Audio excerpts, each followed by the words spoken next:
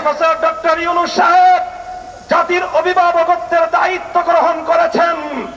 আমাদের সেনা প্রধান বাংলাদেশের অন্যতম স্তম্ভ। যার যার জায়গা থেকে আপনারা দায়িত্ব পালন করুন। আপনারা ব্যক্তিগত মান অভিমান এবং ক্ষোভ থেকে এদেশের 18 কোটি মানুষের স্বপ্নকে ফিকে হতে দিতে পারেন না। এদেশের মানুষের অনেক স্বপ্ন রয়েছে।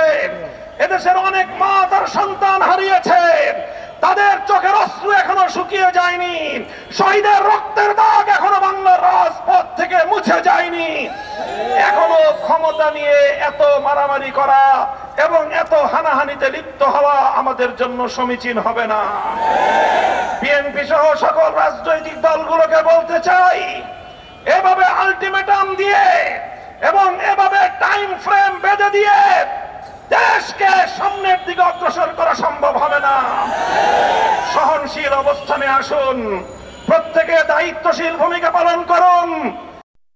ইসলাম বাংলাদেশ বাংলাদেশের আধ্যাত্মিক সংগঠন, সকল রাজনৈতিক সংগঠনগুলোর অভিভাবক সংগঠন হিসেবে ঐতিহাসিক ভূমিকা পালন করবে ইনশাআল্লাহ। হেফাজতে ইসলামের মঞ্চ থেকে আমি আমাদের বাংলাদেশের এই ক্রান্তিকালের ত্রাতা হিসেবে আবির্ভূত অধ্যাপক প্রফেসর ডক্টর ইউনূস সাহেবকে আহ্বান জানাতে চাই, আপনি আপনার সংস্কার কার্যক্রম সুসম্পন্ন করুন। এদেশের রাজনৈতিক দলগুলোকে সঙ্গে নিয়ে নির্বাচন ব্যবস্থার আমূল সংস্কার সাধন করুন। প্রচলিত বর্তমানের দুর্বৃত্তায়নের নির্বাচনী ব্যবস্থায় এদেশের মানুষ বিশ্বাস করে না। তৈরি করে একটার পর একটা দাবি আদায়ের যেই কালচার শুরু হয়েছে, এই সংস্কৃতি অব্যাহত থাকলে এই দেশকে ধ্বংসের হাত থেকে কেউ রক্ষা করতে পারবে না। বিগত ফ্যাসিবাদী সরকারের যারা দোষর ছিল, যারা পৃষ্ঠপোষক, ফ্যাসিবাদের জন্মদাতা যারা, তাই আমরা লক্ষ্য করছি আমাদের মধ্যকার পারস্পরিক দ্বন্দ্ব সংঘাত গুলোকে উস্কে দিয়ে বাংলাদেশকে ধ্বংসের দ্বার প্রান্তে তারা উপনীত করবার চেষ্টা করছে। কাজে আসুন আমরা হাতে হাত রাখি, আবার জুলাই এবং আগস্টের শানিত করে বাংলাদেশে অভূতপূর্ব ঐক্য সাধন করে সকল ষড়যন্ত্রকে আমরা নস্যাৎ করে দিতে চাই। ছাত্রনেত্রী এবং আগস্টের বিপ্লবে তোমাদের ঐতিহাসিক নেতৃত্ব এদেশের মানুষ 1000 বছর পর্যন্ত স্মরণ করবে। কাজেই তোমরাও দায়িত্বশীল ভূমিকা পালন করো। রাজনৈতিক দলগুলোর সঙ্গে অযথা বাক বিতণ্ডায় জড়ানোর কোনো প্রয়োজন নেই।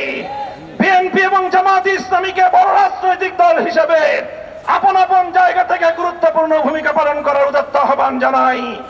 ইসলামী আন্দোলন বাংলাদেশ সহ সকল রাজনৈতিক দলগুলোকে ঐক্যবদ্ধভাবে চলমান এই পরিস্থিতিকে মোকাবেলা করবার উদাত্ত আহ্বান জানাই।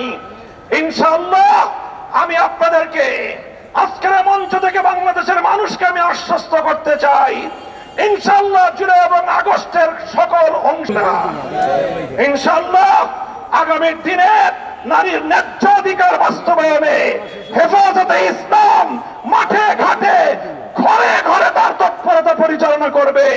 আপনারা হেফাজতের সঙ্গে থাকবেন তো ইনশাআল্লাহ? হেফাজতে ইসলামের এই শাহাদাতের খুন রাঙা এই মে মাসের মধ্যে আমরা শাপলা চত্বরের গণহত্যার বিচার কার্যক্রমের দৃশ্যমান একটা উন্নতি এবং আজকের মঞ্চ থেকে শাপলার গণহত্যার বিরুদ্ধে রাষ্ট্রের পক্ষ থেকে কমিশন গঠনের দাবি জানাই।